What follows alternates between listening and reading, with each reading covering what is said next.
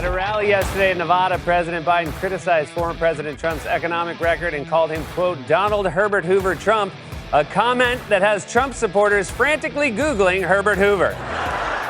Damn Biden supporters, come on. Who we kidding? I don't know what that means either. Yeah, but first, Biden supporters had to loot the Apple store to steal some iPads and threaten people before carjacking a ride home. You know, Democrats.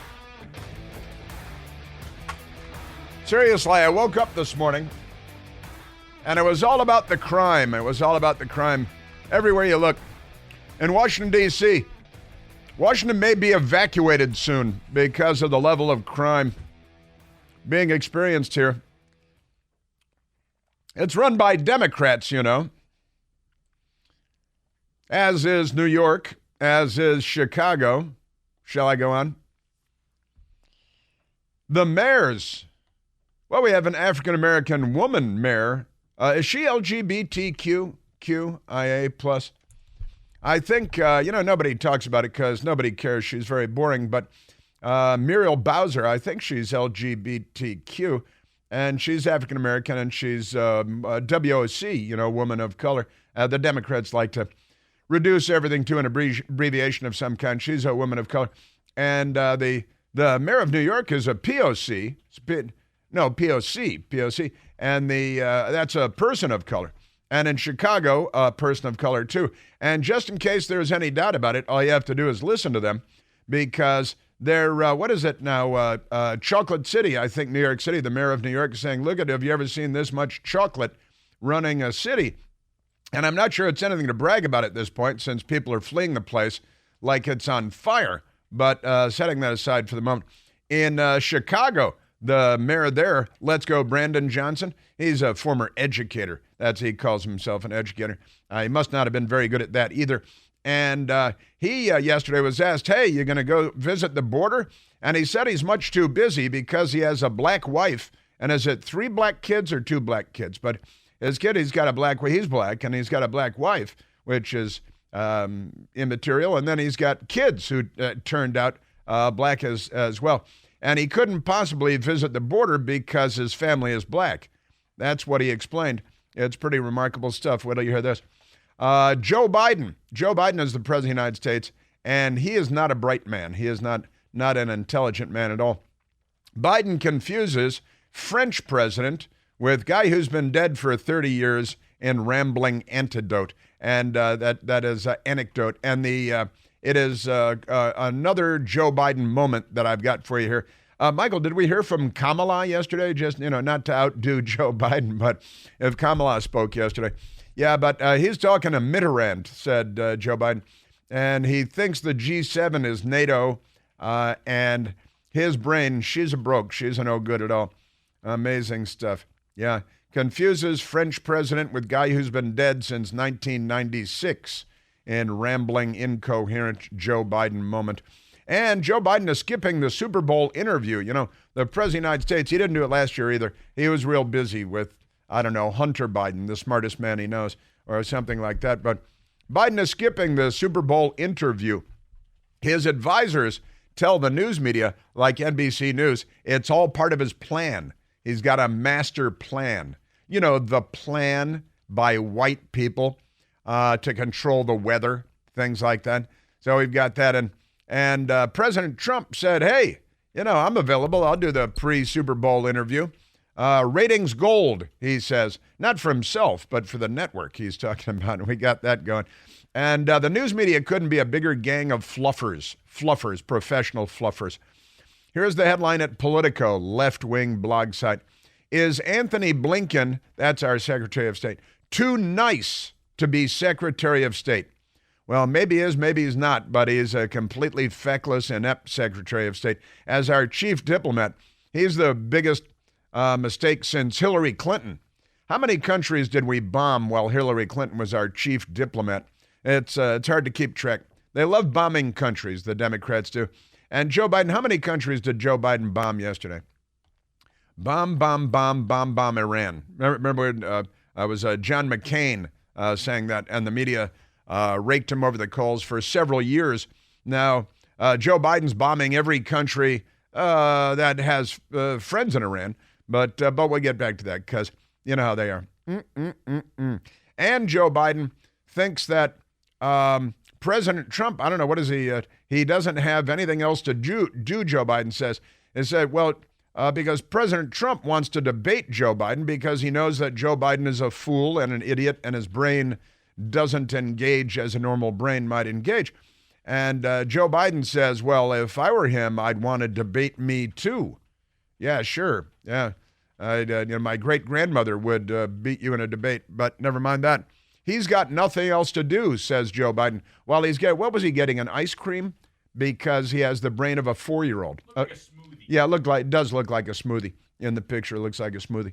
I like smoothies, but my brain works much better than his. So, he might, the good thing about Joe Biden, he can drink a smoothie real fast. No brain freeze. No brain freeze for him. He's found the workaround for that. That is no brain. So he got that going for it. And this morning also I saw another story that in Russia, they are preparing to bar the anti-war candidate. They're at war in Ukraine, and they pretend to have presidential elections there. They're lies because the left runs the place, and their fake elections are fake, and Putin wins every time. It's a stacked deck. And he puts his political enemies in gulags in Siberia, literally. And now Russia poised to bar only anti-war candidate from presidential race. This is the kind of thing we used to laugh about. And I mentioned last week that the U.S. condemned, Anthony Blinken, the State Department condemned Venezuela sending gang members to the United States, but they're okay with that. U.S. condemns ban on Venezuelan opposition leaders' candidacy, puts sanctions relief under review. That means they did nothing. But in Venezuela, they are barring the opposition candidate from the ballot. In Russia, they are barring the opposition candidate from the ballot. I also told you about Senegal in Africa, barring the opposition candidates from the ballot, running for president in all 3 places. And then the long list of states in the United States trying to ban President Trump from the ballot because they're not Democrats, they're commies. Half of them are too stupid to realize how far left they've gone, but I'll explain it to them as we go forward. And I mentioned the crime and mayhem in Washington, D.C. and all the craziness we've got going here. It's madness and illegal aliens. Now, we got a lot of legal aliens, too. And really, they're just Democrats living in Washington, committing crimes all over the place and, beating women to the ground and forcing them to open their phones because they want to try to drain your bank accounts because, their crimes are getting a little more sophisticated and a little more ambitious. And really, there should be SWAT teams on every corner. There was it was another carjacking, was it? Like a block from where I worked downtown later in the day. We've got that. There's mayhem and madness. Carjackings, homicides, and robberies are stealing a sense of security across Washington, D.C., CNN is reporting. You think? The same is true in New York. The same is true in Chicago. But in Chicago, Brandon Johnson can't do anything about it because his wife and kids are black. That's what he explained yesterday. I've got that. As violent crime soars in Washington, D.C., Trump vows a federal takeover. I think that's an excellent idea. And as a longtime resident of Washington, D.C., I'm in favor of a federal takeover of the city of Washington. At this point, we're this close to having to put troops on the street. All right? When I'm holding my right index finger 1 inch over my right thumb. We're this close to having to put troops on the street. And we're talking about having to put troops at our border, too. There are elected officials saying, maybe we're close to the time when we're going to have to put troops on the border to secure our nation, our border, our sovereignty, which the Democrat Party does not support. They don't support our sovereignty. They don't support our status as a nation, as a free nation. They're not in favor of that. They're not liberals. They're leftists, and that's totally different. But the Democrat Party is really they've secured a lot of power in cities and on a federal level, and they're destroying everything they can destroy because they're not liberals, they're the left, and that's what the left does. So we've got that going. Also, the New York Post, New York City's booming underground migrant economy exposes the true disaster of Biden's open border. That's a good story because this is what the Democrats want for America. More carjackings, more street muggings, more shootings, more crime, and more mayhem. And they want to have more of the crimes committed in a foreign language, too. Also, the number of Chinese that have infiltrated across our border continues to grow by leaps and bounds, and it's quite extraordinary.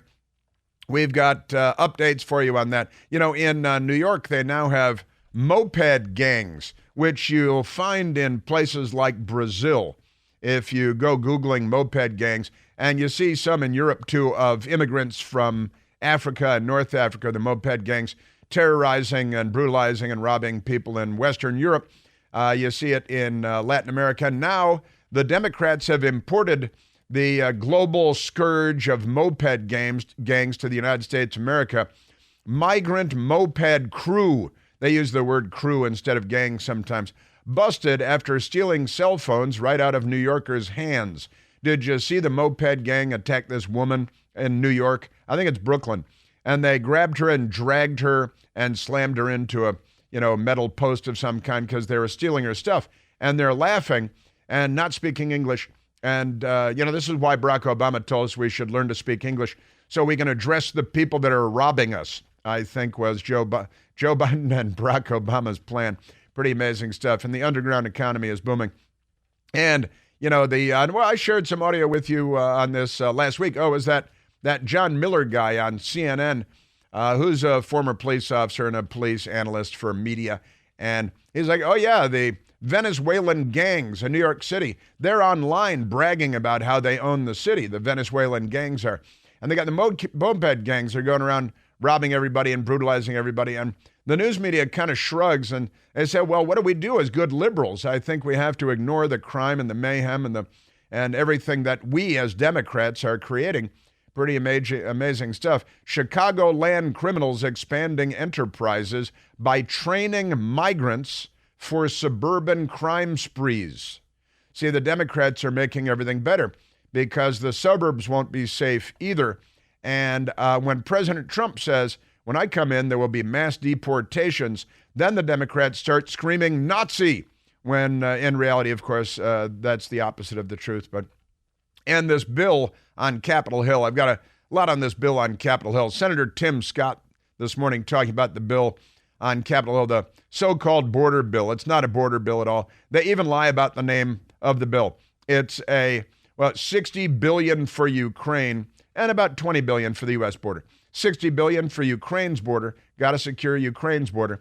About $20 billion for our border. And mostly that's to hire people just to wave illegals in. I'm going like this with my hand, just to wave illegals in across our border. And amazingly, and it's quite peculiar, the Customs and Border Protection Chief and Border Patrol Union have come out and said, well, it's not so great, but we're going to back the border deal anyway.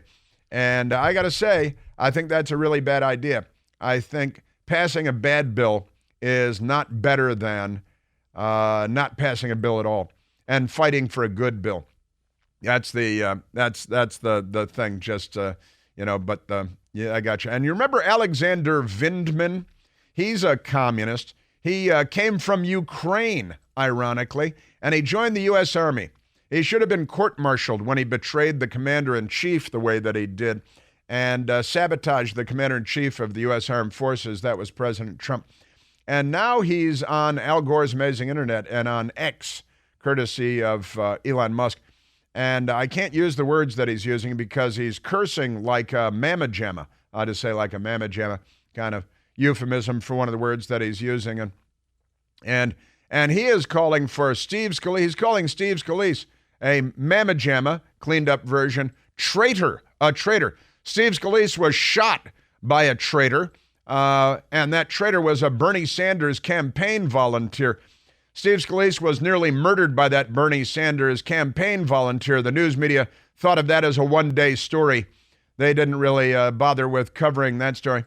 And Steve Scalise is being called a mamma jamma traitor by Alexander Vindman, who should be in handcuffs and leg restraints, pushed out of a plane over Ukraine. We can attach $1 billion to him or something. We'll give him gold bars from Robert Menendez's house and send it back to Ukraine. Democrat Party couldn't be more corrupt if their goal were to be more corrupt. How many people in Michigan voted twice in the last election? Chuck Schumer has a money laundering operation going. King Charles, he's an old friend of mine, King Charles. I met him, hung out with him when he was Prince Charles. I had to explain a few things to him. And our Secretary of State, Antony Blinken again, he loves the coolest dictator in the world. The coolest dictator in the world coming up. We're at 888-630-9625. Hey, it's Chris Plant, excited to tell you about our July 2024 Listener Sea Cruise. We'll be sailing around the British Isles, visiting Scotland and Ireland. Please join us. Visit ChrisPlantCruise.com. Our Democrat Party. In El Salvador, they had an election on Sunday. I don't think they disqualified any candidates like the left does, the communists do, here, there, and everywhere. But El Salvador's president, Nayib Bukele, I'm going to call him Nayib Bukele because that's how it's spelled. He self-describes as the world's coolest dictator. He's the world's coolest dictator, if you ask him. And he got a nice note of congratulations from our Secretary of State, Antony Blinken, congratulating the world's coolest dictator because Democrats. Right? Now, let me go to the telephones before we get back into all the crazy news the Democrats have gifted me once again today. And let's go to Alan, calling from Washington, D.C. Alan, you're on the Chris Plant Show. Chris, thank you for taking my call. I'm one of the minions who knows Jay Silverheels, Leo Gorsi, Hunts Hall, Maria Ospensaya. I even know 2 tickets to Pittsburgh and welcome to Jamaica and have a nice day. You are the Carl. You are the Carl Wallenda of broadcasting. Anyway, you are. I'd like to talk about the coup of Obama, his plan. He had two. He was in the office for 8 years. He couldn't change America. He then needed a sock puppet, and as he told you, that he needed somebody he can call it in, and he's done that very well. But what he's not told you is about the third plan of the coup. And this is the most critical aspect. Since he needs a 4th and 5th term, he had to make the presidency a part-time job, which he successfully has done with Biden. You 40% of the time you're at the beach, you have a lid on in 2 hours, and you have essentially you can call. You only have to work 2 or 3 days a week. This way, Michelle can come in. She's never worked a full day in her life there. Now, people say, why would she want her job? And that's because she doesn't have to change. All she has to do is come in once or twice a week there to get a tongue bath by the people of The View. Yeah, you are good. You came loaded for bear today. I got a Barack Obama soundbite for you on this topic coming up.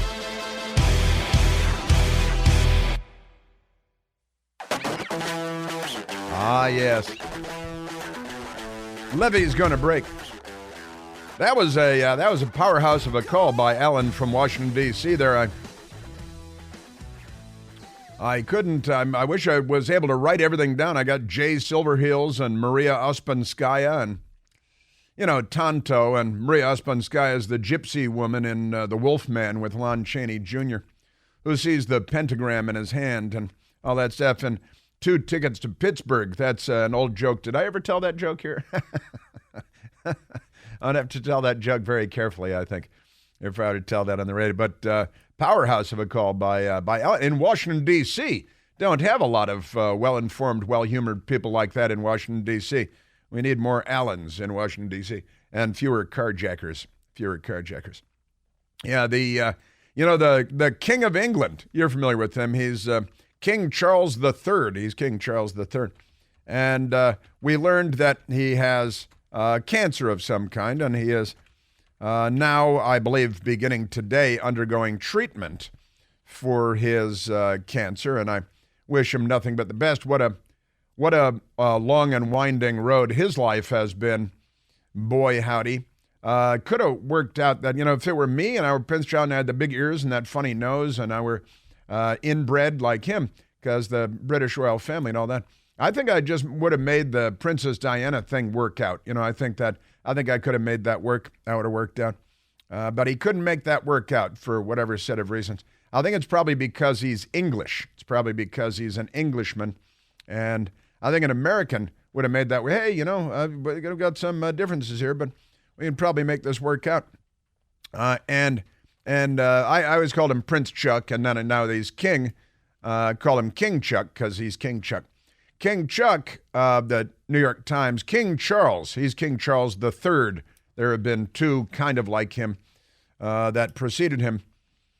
King Charles is diagnosed with cancer. Buckingham Palace did not specify the type of cancer, but said Britain's monarch would postpone his public engagements during his treatment. I wasn't aware that he had a lot of public engagements, but nevertheless, King Charles III has been diagnosed with cancer and is suspending his public engagements to undergo treatment. They haven't specified whether that would be radiation or chemotherapy or possible surgery, casting a shadow over a busy reign that began less than 18 months ago after the death of his mother, Queen Elizabeth II, who had quite an amazing life, too. Not a messy life like Chuck, but, King Chuck. The announcement made by Buckingham Palace on Monday evening came a week after the 75-year-old sovereign was discharged from a London hospital following a procedure to treat an enlarged prostate. See, these things are available, cancer treatments and these other treatments. Why, Michael? Why? Because of the patriarchy. The patriarchy that lefties attack for some inexplicable reason. We might have to pull the plug on their electricity if this keeps up. The palace did not disclose what form of cancer Charles has, but a palace official said it was not prostate cancer. So then, it becomes a game of process of elimination. Doctors detected the cancer during that procedure, and the king began treatment on Monday.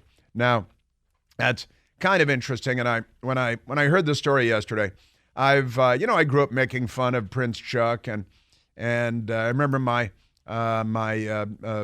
girlfriend at the time had to stay up all night in California to watch the wedding of Chuck and Di. It was the biggest thing in the world going at the time, and it was kind of an entertaining television show. The whole Diana Charles thing was a television series that went on for years and ended not so well. I think I told the story one time that my best girl and I, we were in Paris, and that's in France. It's a city in France. And we were with a friend who was French. He was a French intelligence officer, actually, and he was killed a couple of years after this. But we were in Paris, and we were their friend, French, and we were we were eating and drinking and being merry and everything. And it was late at night, and since we were visitors, he brought us over to the Ritz Hotel. Outside, we had been elsewhere dining. Brought us over to the Ritz Hotel, where the revolving door is, where you remember the driver of the car, do you remember? Of the Princess Diana car, you remember him? Who had been drinking there at the Ritz and then crashed the car with Princess Diana and killed her, remember him? Henri Paul was his name. That's, Henri is French for Henry. Henri Paul was there drinking at the Ritz, and then he was waiting for Princess Diana to come down and Dodi Al-Fayed so he could give him a ride. And then the paparazzi started chasing him. And our friend, he brought us to the revolving door, and he said, that is where, he had a thick French accent because he was French. And he said, that is, the revolving door was Henri Paul and Princess Diana, and they came out and got in the car.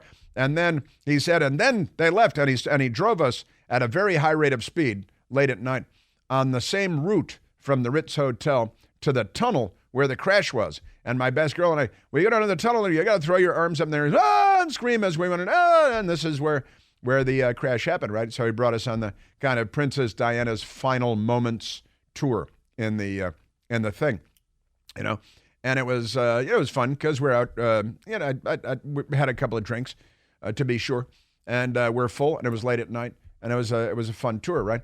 And I was also reminded that when I heard this yesterday, of the time that I met then Prince Charles. I don't know if I ever told you about that. I may have. But it was the funeral of Ronald Reagan, the funeral of Ronald Wilson Reagan, President of the United States. And I was invited by a friend to the funeral of Ronald Reagan at the National Cathedral because, I know some people in town. And a nice woman, not my best girl, invited me to go to the funeral of Ronald Reagan. And I was obviously a big fan, to say the least, of Ronald Reagan. And in fact, today, interestingly, is Ronald Reagan's birthday. Today is the birthday of Ronald Reagan. He was born in Tampico, Illinois in 1911, February 6th of 1911. And so in 2004, when he passed away, when Ronald Reagan passed away at the age of 93 years, after saving Western civilization for at least a generation and saving the world from certain doom and slavery, he retired, and what an amazing guy, riding horseback, going to California, all this great stuff.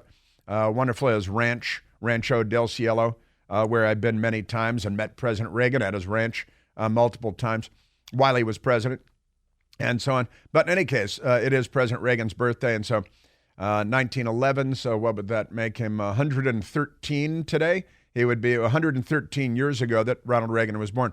In any event, in 2004, I was at the National Cathedral, the Washington National Cathedral, the Cathedral of St. Peter and St. Paul in Northwest Washington, D.C., a cathedral that George Washington himself had called for long before to build a great cathedral high on a hill. It was eventually, George Washington's wish was eventually carried out. And the Episcopal Cathedral is there. It's a beautiful, wonderful building. And it's one of the largest cathedrals on the planet Earth, and it's a wonderful place. Now, I went to the funeral there, and I was with my friend Christy, and Christy and I were we got there as early as we could because, we want to get good seats. They didn't have assigned seats. They did for some people, but not for us. And we got there, and we were in the main nave, and as we went in, we started to settle into our place and looking around to see who's there because it's Ronald Reagan's funeral. There might be some interesting people there. And looking up the center aisle, not too many pews back from the front pew where you're going to have presidents and, U.S. presidents and stuff. And there's then Prince Charles, right? And I saw Prince Chuck, and I said to Christy, hey, there's Prince Chuck. And he's kind of standing there by himself with a minion standing next to him, because he's the crown prince or something. And he's got a minion with him. But otherwise, there's nobody within 15 feet of him. And the pews are empty around him. And those are the good seats, because he's the future king of England and everything. And I saw Chuck, and I said to Christy, let's go say hi to Chuck. And she said, I don't think I'm going to go over and say hi to Chuck. And I go, come on. She said, no, I don't think so. I said, okay, I'm going to go say hi to Chuck. And I hightail it out of our place. We were seated behind Chuck, a number of rows. And I just kind of made a beeline for Chuck. And I walked up at a casual clip, but I'm making a beeline for him. And as I approach him, I'm thinking, what do I call him? I don't know what to call him. He's a, hey, English guy. What do you say? Hey, ears. What's the thing?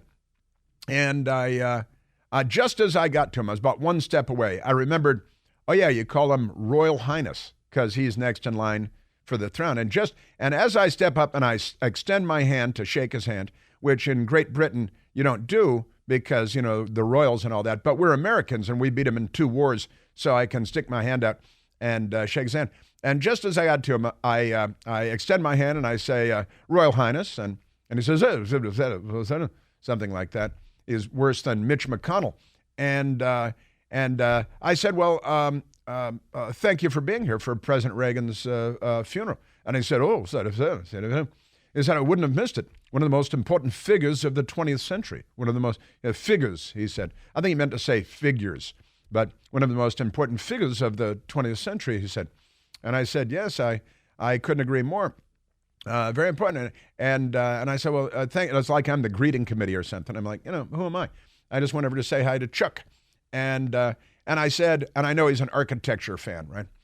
And I said, have you been to our cathedral before? It's an Episcopal cathedral. His mother is the head of the Church of England. and the Episcopal Cathedral in Washington is kind of under that umbrella. And one of his buddies is the Archbishop of Canterbury. Probably done a lot of stuff for him.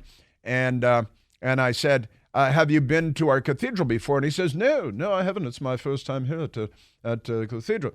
And I said, well, it's new, but we like it. It's new, but we like it. And he got kind of a little, rabbit chuckle out of him, very little chuckle. And because, they're like, Canterbury Cathedral, they have very old, hundreds and, maybe 1,000 years old. They have these cathedrals in England because they're old and we're new. We're better, but, they're old. And I said, well, it's new, but we like it. And I pointed, because just over to our right, I said, Woodrow Wilson is entombed just to our right over here. And he looked at his minion like his minion should have told him about that. And I said, in fact, and I pointed up, I'm pointing now, I'm raising my hand like I'm giving a tour. And I pointed up to it's called the Canterbury pulpit. That's what we call it in the National Cathedral. Now, I'm Catholic, but it's a beautiful cathedral. And I pointed to the pulpit, large stone pulpit, and I said, and that's the Canterbury pulpit. And he looked at his minion again, and his minion was wringing his hands and was like, I'm sorry, sire, I'm sorry, like he was supposed to have filled him in on this. And I said, is the stone used to create the Canterbury pulpit was a gift from someone that the Archbishop of Canterbury, and the stone comes from Canterbury Cathedral. Oh, and he didn't know that. And I said, and the Reverend Dr. Martin Luther King actually delivered his last sermon from the Canterbury pulpit before he was assassinated by a Democrat Party campaign volunteer. I didn't say that last part, but because, but he was a Democrat presidential campaign volunteer that shot Martin Luther King in Memphis. It was a Democrat campaign volunteer that shot Congressman Steve Scalise, too. Just a coincidence, but that's a separate story. And I said, the cathedra, which is the sort of stone throne-like chair reserved on the high altar for the bishop, right? It's the bishop. And I said, and the cathedra on the high altar is also a gift from a church in England as well. Again, he looks at his minion, and his minion was shrinking through the stone floor, wringing his hands furiously, and his eyebrows were twitching all over the place. And Chuck said, "Ew," and looked at us, and he said something like, and there are more people coming in, and we're just standing there talking, and he again looking at his minion with a very harsh tone, I would say, and he said, "Well, thank you for the information." Now I glanced over to my right. I saw that Mikhail Gorbachev had just come in, a pew or two behind him. And I took my right fist, I raised my right fist, turned it sideways, and I knocked him on his left shoulder and said, "Glad I could help. Glad I could help." And then I turned, and I didn't say I'm going to go talk to Mikhail Gorbachev now, but that's what I did. And I said, "Glad I could help," and gave him a knock on the shoulder. And it might have been one more quick handshake, and then turned and walked to a pew behind him because Gorbachev was there with his minion, with his translator. And I went over to Mikhail Gorbachev, and I walked up to him, and I called him Mr. General Secretary. I said, "Hey, Mr. General Secretary, thanks for being here." That's his Communist Party title. You're supposed to call him President, but I called him Mr. General Secretary because I wanted to identify him as a communist with a map of Albania on his head. And I went over and I talked to him for a couple of minutes. Then I was done with him when I saw that Lech Walesa had just come in behind him, and I went over to talk to Lech Walesa. So those are some thoughts I had yesterday when I heard that King Chuck is going in for some medical treatments, and hopefully the patriarchy will save him.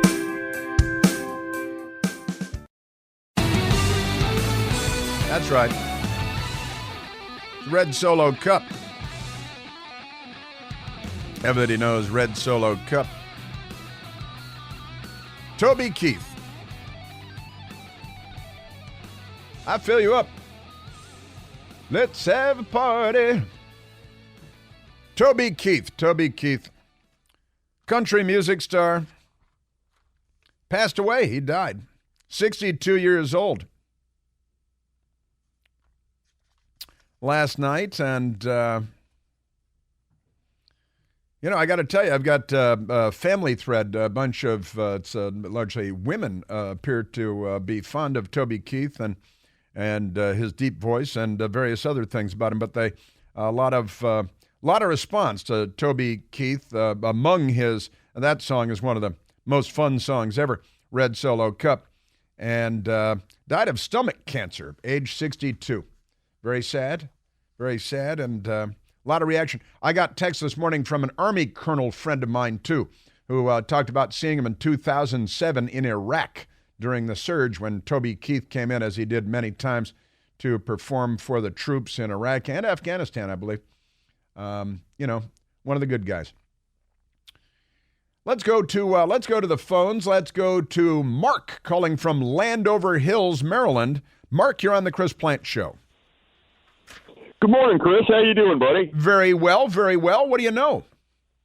Hey, what do I know, Chris? I think you were bringing up an important part earlier. I was telling Jasmine that you've been talking about this over the last few months, and nobody has brought it up, but these moped wranglers, as you were alluding to, man, they are a bunch of punks. And if you notice, the people they attack, they only do that because they know that they can overpower them. Well, what's going to happen? And this is what the lefties do.